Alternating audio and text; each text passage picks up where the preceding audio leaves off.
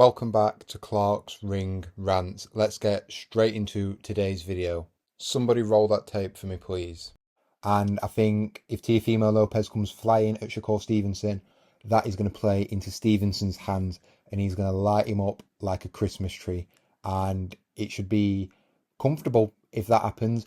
So for my prediction, I believe Shakur Stevenson will become a four-weight world champion on Saturday night, and I believe he will beat Teofimo Lopez via a decision. So Shakur Stevenson dominates, outclasses, and picks apart Teofimo Lopez to win the Ring Magazine and WBO Super Lightweight World titles and become a four-weight world champion in the process. Let's talk about the fight. So this was a fight that I picked Shakur Stevenson to win, and I was quite confident in my prediction. I laid out a blueprint for Shakur Stevenson to win this fight. I felt it was pretty clear and obvious what he needed to do and what sort of game plan he'd have to implement to win this fight. And the fight pretty much played out like that from the first round. We saw Teofimo Lopez. I said, I think he's going to have to be aggressive. He's going to have to come after Shakur Stevenson and try and set about him in the first round. He did this, and then within the first 30 seconds, he was getting picked off with jabs. And that was a whole theme throughout the fight. Teofimo Lopez had a really low, relaxed, loose guard, and Shakur Stevenson was just jabbing his face off. It was there to be hit all night, and he couldn't get past the jab. Now, as we all know, Teofimo Lopez is somebody who looks at his best and in full flow when he's facing an aggressive opponent, someone who's coming towards him, like a Josh Taylor, for example, or an Arnold Barboza. When they do this, he's able to open up, he's able to slip, he's able to counter, and he looks $1 million.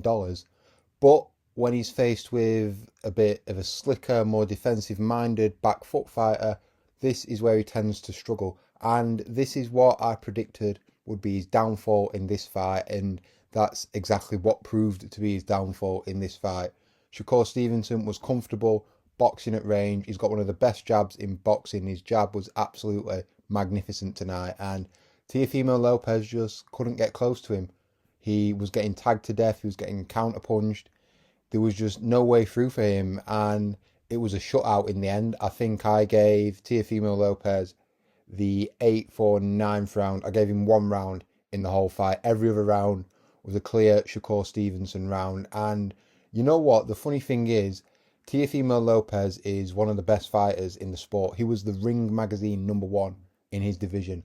Shakur Stevenson, don't forget, he's stepping up from lightweight. He's moved up a weight class, and he's made Teofimo Lopez look like, you know, when a fighter has a voluntary defense and they just pick a random guy out from the top 15 and you've never heard of him and he's not very good. That's what Shakur Stevenson has made Teofimo Lopez look like in there last night. And Teofimo Lopez is one of the best fighters in the sport. You look at some of the wins on his resume. He's beaten Lomachenko. He's beaten Josh Taylor. And Shakur Stevenson has gone in there. He's made him look average. They looked like they didn't even belong in the same ring as each other. They were just levels and levels apart. The writing was on the wall from very early on in this fight when Teofimo Lopez came out early and he was just getting hit at will with those jabs. He was just getting picked off, and from that point on, I knew it was going to be a long night for him. There was no point in that fight where I thought maybe he can turn this around. He looked beaten, he looked perplexed, he looked out of ideas from pretty early on, and Shakur Stevenson was so relaxed in there. He didn't fear anything coming back. He had an answer for everything. He was fencing with that lead hand very well. He was parrying, he was blocking, he was catching shots. He really is a defensive wizard. It's just so hard to tag him clean. I don't even think Teofimo Lopez landed any significant headshots in that fight. None that I can remember. He did some good work to the body in round 8, but that was just an isolated incident, and that was literally the only success Teofimo Lopez had in this fight. And you know what?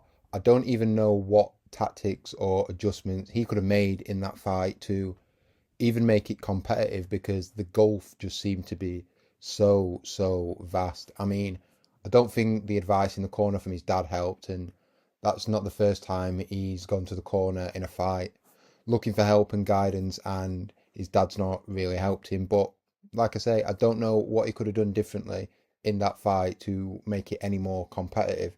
As for Shakur Stevenson, he's now a four-weight world champion, but I think the problem he's going to find now is he's not going to be able to get an opponent. No elite guys are going to be willing to go in there and risk getting embarrassed like Teofimo Lopez just did, because it's not as if he's just done that to an average fighter.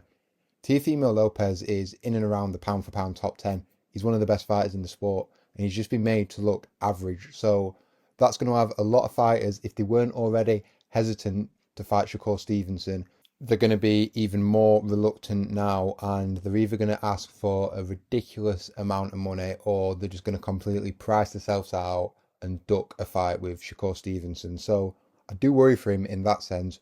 Who is even going to fight next?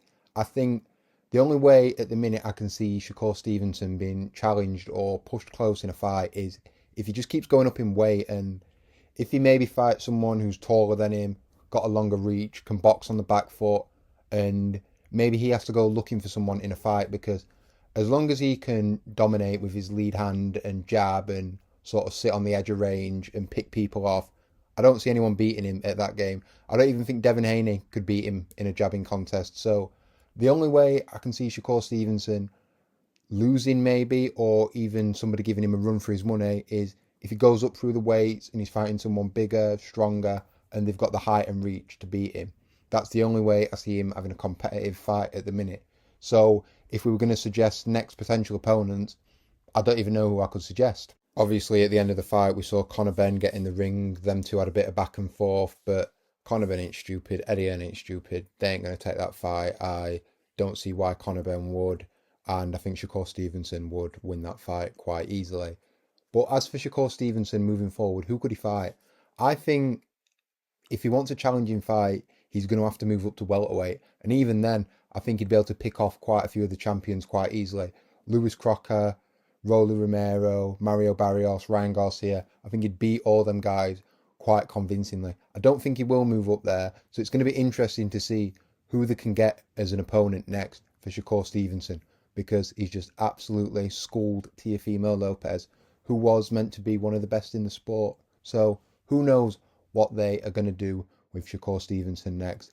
But just to summarise, we've just witnessed what I think is an all-time great performance from Shakur Stevenson, shutting out the Ring Magazine champion when you're stepping up to a new weight class.